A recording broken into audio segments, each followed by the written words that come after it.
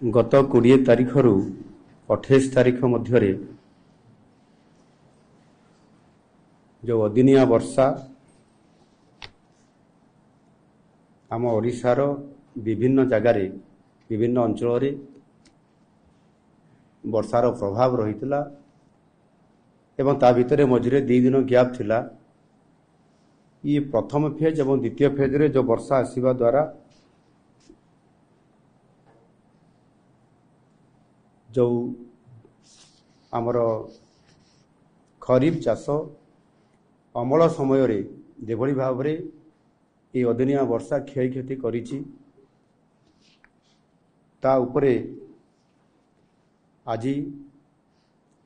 संपृक्त विभागर मानवर मंत्री माने उपस्थित अछंती एवं विभागीय अधिकारी माने अछंती, चीफ सेक्रेटरी उपस्थित अछंती। तांको उपस्थित रे आज ये बाबद रे समीक्षा करा जायछि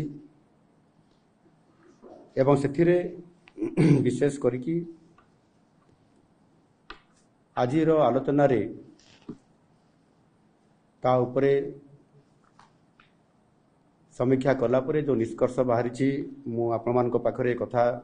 सरकार जो निष्पत्ति नबा पय जाउछंती ता उपरे मध्य स्पष्ट भाव में आपण मान पाखरे कथा रखिया पय चाहूची। विशेष करिकी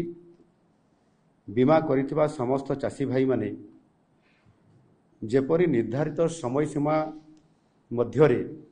क्षय क्षति संपर्क रे बीमा कंपनी मानकु सूचना प्रदान करिवे आउ सेथि पय व्यापक भाव में सचेतनता कार्यक्रम करिबा पई मु आगुरु मध्य ए बाबद रे निर्देश देइछि। आसंता 30 तारिख मध्य रे फसल क्षय क्षतिर सठिक आकलन सह प्रकृत चासी जो माने क्षय क्षतिर सम्मुखीन होइछंती समान को चिन्हट करिबा पई मु निर्देश दउछि एवं बीमा करिथिबा और बीमा न करिथिबा क्षतिग्रस्त समस्त चासी माननकु राज्य और केंद्र सरकारंकर नियम अनुसार सहायता यथाशीघ्र डीबीटी माध्यम रे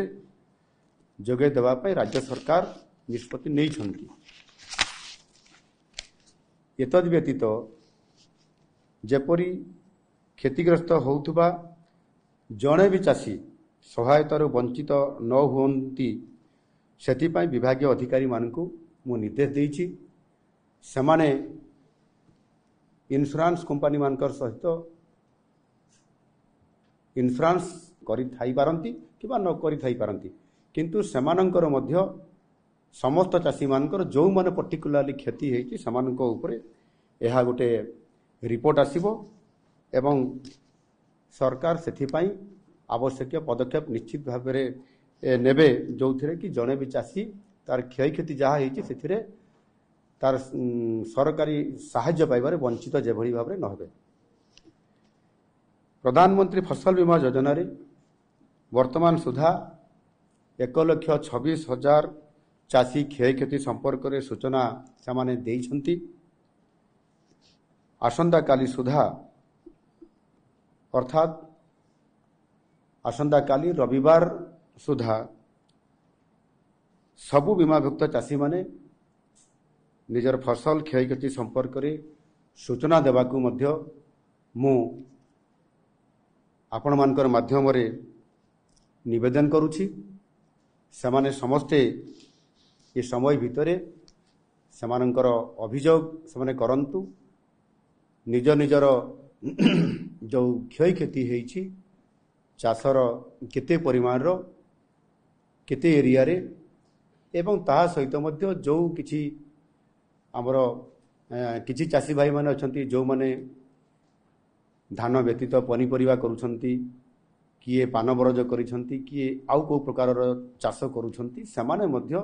एतरे अंतर्भुक्त हेबे आउ ताहा निश्चित भाव रे सेमाने अभियोग करले से अनुसार सरकार संपूर्ण भाव रे एथिरे समस्त को साहाय्य करिबा पई समस्त प्रकार प्रस्तुति करूछंती समस्त को क्षतिपूरण भरणा दिया जिवो। क्षतिग्रस्त चाषी माने ଯେଉଁମାନେ ଅଭିଯୋଗ କରିବେ ସେମାନଙ୍କ ପାଇଁ ଆମ କୃଷି ବିଭାଗ ତରଫରୁ